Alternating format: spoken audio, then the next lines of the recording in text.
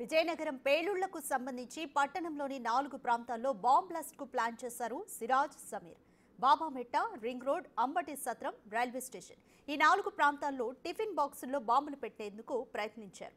ఒక్కో ప్రాంతానికి ఒక్కో ప్రత్యేకత ఉండడంతో ఈ 4 ప్రాంతాలను ఎంచుకున్నట్లుగా తెలుస్తోంది. మరి ఈ ఉపద్రవం ఎలా తప్పింది? ఆ నరరూప రాక్షసులు ఎలా దొరికారో మా ప్రతినిధి శివశంకర్ మరిన్ని డీటెయిల్స్ అందిస్తారు.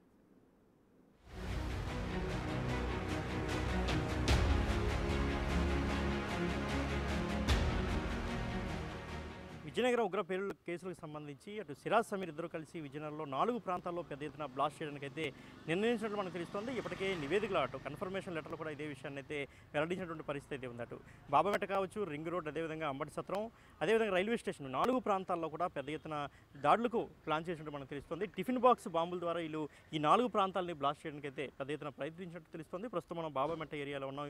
బాబామెట్ట ఏరియా అనగానే మనకి ఒక విజయనగరంలో కొంత రిచెస్ట్ ఏరియా మనకు కనిపిస్తుంది. ఒక క్లాస్ ఏరియా కూడా మనం దీన్ని చెప్పొచ్చు.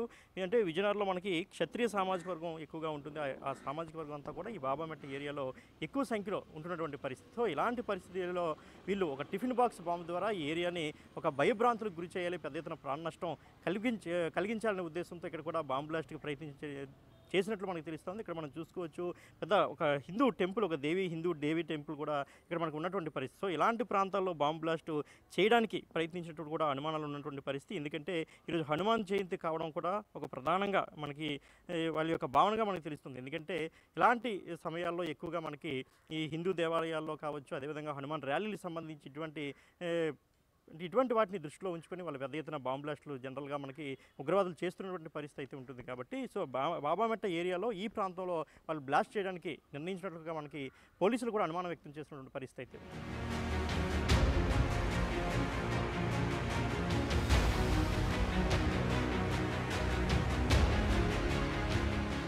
బాబామెట్ట తర్వాత రెండవ ప్లేస్ రింగ్ రోడ్గా ఉగ్ర పేలులకు సంబంధించి సిరాజ్ సమీర్లు ఎంచుకున్నటువంటి రెండవ ప్రాంతం రింగ్ రోడ్డు.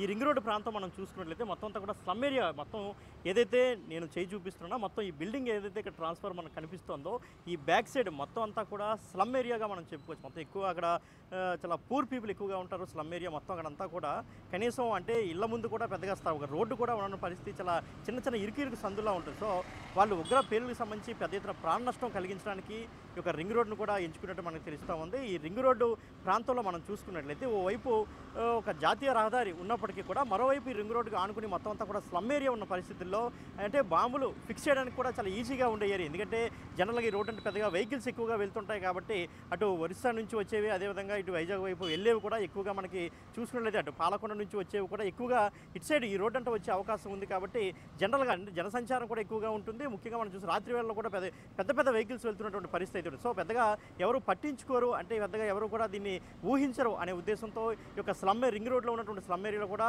ఒక టిఫిన్ బాక్స్ బాంబుని ఇక్కడ ఫిక్స్ చేయడానికి అయితే ప్లాన్ చేసినట్లు మనకి తెలుస్తున్నటువంటి పరిస్థితి. ఇక్కడ కానీ ఇన్ కేసు బాంబు కానీ రింగ్ రోడ్డు కానుకున్నటువంటి ఈ స్లమ్ ఏరియాలో కానీ ఇన్ కేసు బాంబు కానీ పెట్టినట్టయితే సుమారు 200 నుంచి 300 మంది ఒకేసారి చనిపోయే ప్రమాదం కూడా ఉంటుంది. ఎందుకంటే అంత దగ్గరగా ఒకే దగ్గర ఇల్లు ఉన్నటువంటి పరిస్థితి ఇక్కడ ఉంటుందని చెప్పుకోవాలి.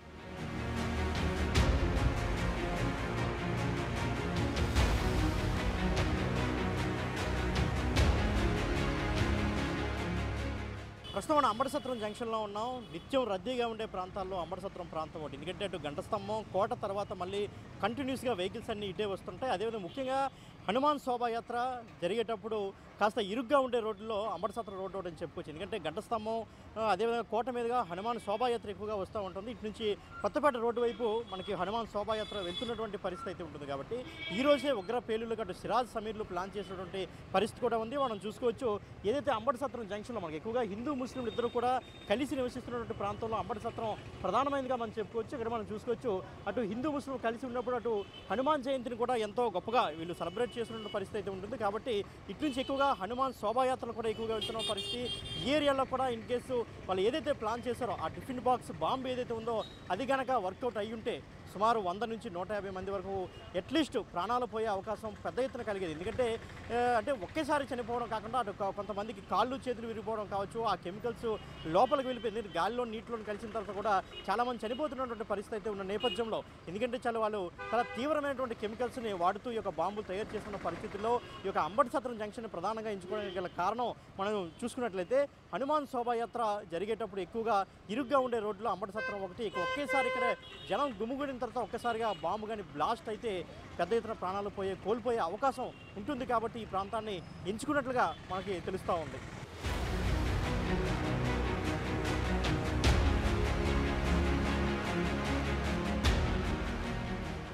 చివరిగా మనం ప్రస్తుతం విజయనగరం రైల్వే స్టేషన్ వద్ద ఉన్నాం. ఇప్పటికే మనం బాబామెట్ట చూసాం, అదేవిధంగా రింగ్ రోడ్డు ప్రాంతం, అదేవిధంగా అంబటి సత్రం 3 ప్రాంతాల్లో ఏ ఏరియాలో బాంబులు పెట్టాలనుకున్నారో ఒకసారి మనం చూసాం. ప్రస్తుతం మనకు చివరిగా రైల్వే స్టేషన్ వద్ద ఉన్నాం.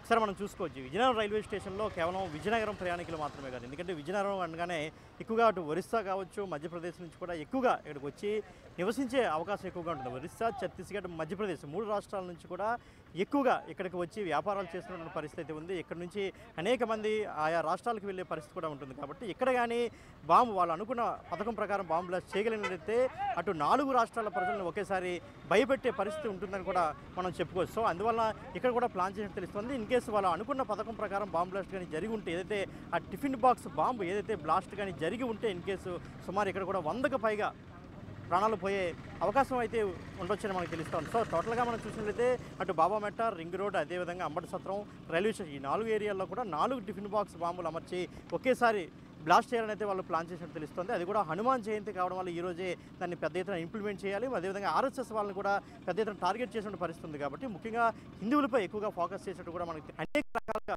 ప్రయత్నాలు చేశారు. ఇప్పటికే అనేక పోలీసులు వివిధ రకాల పేలుడు పదార్థాలను కూడా వాళ్ళని స్వాధీనం చేసుకున్నారు. వాళ్ళు ఏ విధంగా ఐఈడి బాంబులు కావచ్చు, టిఫిన్ బాక్స్ బాంబులు కావచ్చు, ఏ విధంగా తయారు చేయాలని చూశారు, ఎక్కడి నుంచి ట్రైనింగ్ అయ్యారు, ఇవన్నీ కూడా పోలీసులు ఇప్పటికే తేల్చడం జరిగింది. అయితే ఇన్ కేసు ఉగ్ర కుట్రగానే భగ్నం చేయకపోయి ఉంటే అసలు ఏం జరిగేదో కూడా ఊహించుకోవడానికి చాలా భయానకంగా ఉన్నటువంటి పరిస్థితి అయితే ఉంది. సో ఎనీవే అటు తెలంగాణ ఇంటెలిజెన్స్ కావచ్చు, ఆంధ్ర ఇంటెలిజెన్స్ కావచ్చు, లోకల్ పోలీస్ మొత్తం అందరూ కలిసి ఉగ్ర కుట్రను భగ్నం చేయడం, విజయనగరం మరొకసారి ప్రశాంతంగా ఉన్నప్పటికీ కూడా అయితే లోపల భయం అయితే ఇప్పటికీ ఉంది. కానీ దాన్ని ప్రస్తుతానికి పోలీసులు ఉగ్ర కుట్రను భగ్నం చేశారు. కాబట్టి ప్రస్తుతానికి ప్రశాంతమైన వాతావరణం ఉందనే చెప్పుకోవాలి. కెమెరామెన్ హరీష్తో శివశంకర్, బిగ్ టీవీ, విజయనగరం.